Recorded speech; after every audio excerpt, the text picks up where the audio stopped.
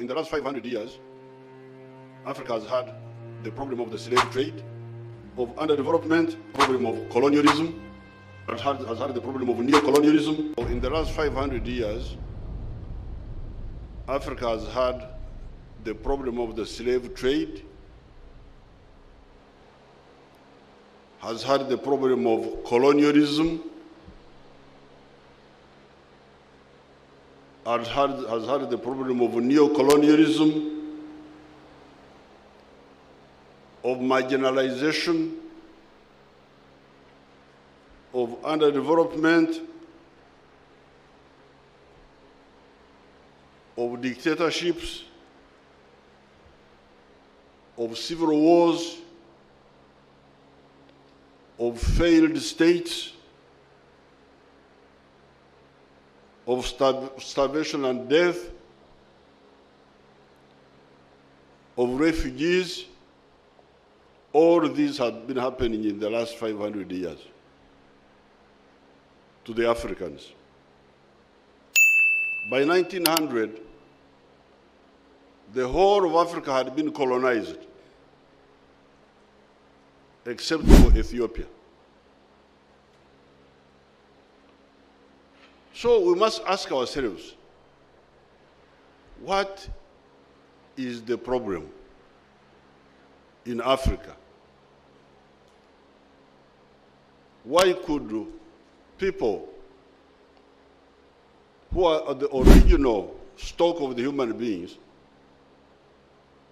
be in all these problems? In the last 50 years, almost 60 now,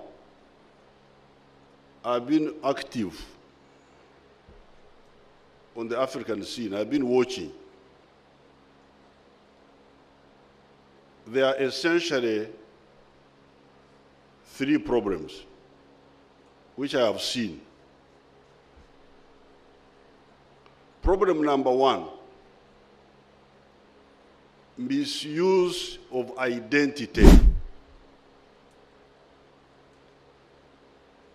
Misuse of identity. I am a Catholic. In Uganda, we had that problem. When we got independence, our leaders got it wrong. Even before independence, they had started. Because they didn't have what to tell the people, to go to a hospital when you are not a doctor, and then patients come. You are not able to understand the disease. So you say you have been bewitched.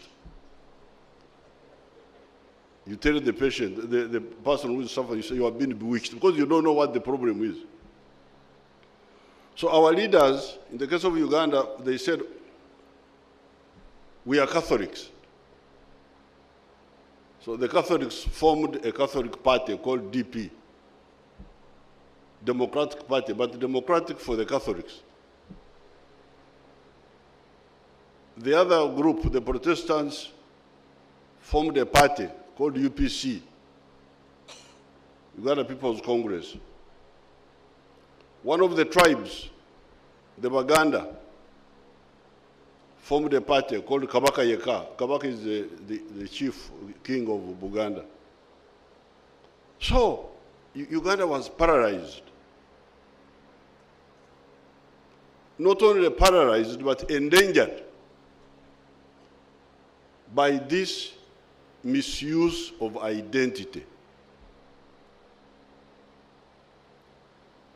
We are Catholics, we are Protestants, we are Baganda, we are Chodi, we are this. This I have not seen only in Uganda. Sudan here, your Sudan, was broke up by this problem.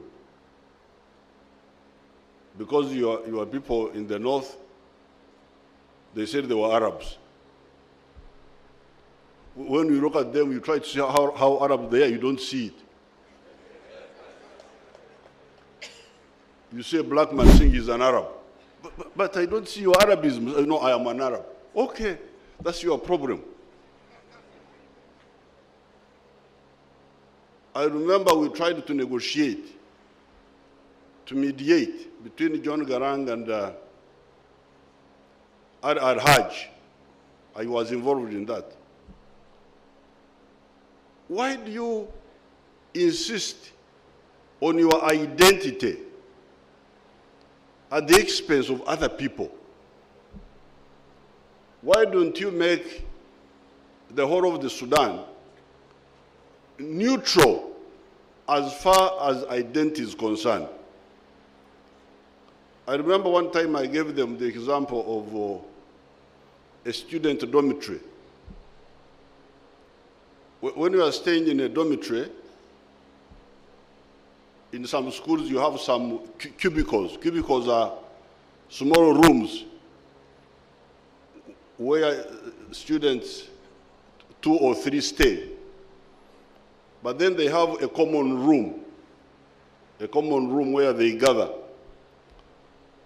There are things they can do in their cubicle, but which they should not do in the common room here. The common room should be for the radio, for the TV. These days, at that time there was no TV, it was many radios, for the newspapers. Then your own things, brushing your teeth and all that, you do it in your cubicle. But you come here in the common room, you start brushing your teeth. We are not interested in brushing your teeth. It's not our common interest.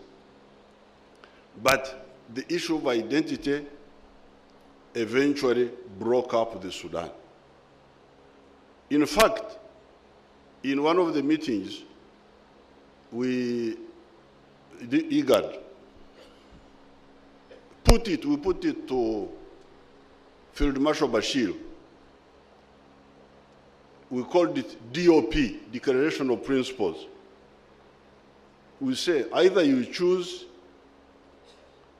a Sudan which is secular, which does not talk about your religion and your tribe, talks about all Sudanese, or you allow the Southerners to go away. It was called self-determination.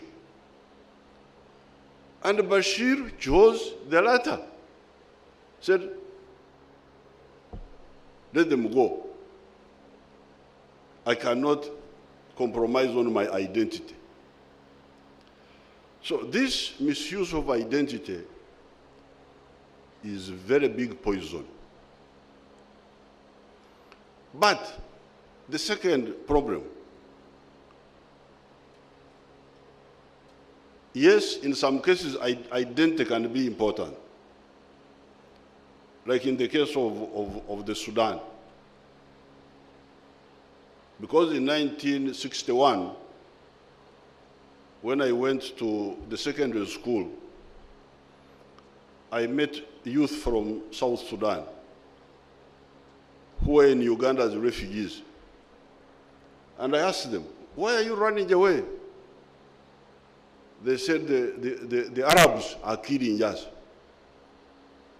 They don't allow us to speak our language. They don't allow us to practice our culture. I was mobilized. I was so angry. Who can stop me from speaking my language? Who can do it? You are looking for trouble to stop me to speak my language? Who are you? Are you God? So from that time, I knew that there was a problem of identity in the Sudan here. And it had to be solved. It could have been solved, but they didn't solve it. In South Africa, we had a problem of identity. Because the whites said Africans cannot vote because they don't know how to vote properly. If we give them a vote, they will misuse it. So we better stop, they should not be allowed to vote. And for almost a century, we're on that issue. At one time, they were even saying that Africans cannot go to certain bars, certain toilets. So I asked the blacks, why do you fight for the toilets for the whites? If they want to have their own toilets, why do you? What privilege is it to sit on the same toilet with a white man? How does it improve my status, my welfare? Therefore, in the case of South Sudan, in the case of Sudan here, in the case of South Africa, the issue in the case of the United States, you remember our African people there, the black people, were being discriminated in the United States. They couldn't ride in certain buses. So in some cases, the problem of identity becomes serious, and it needs to be addressed.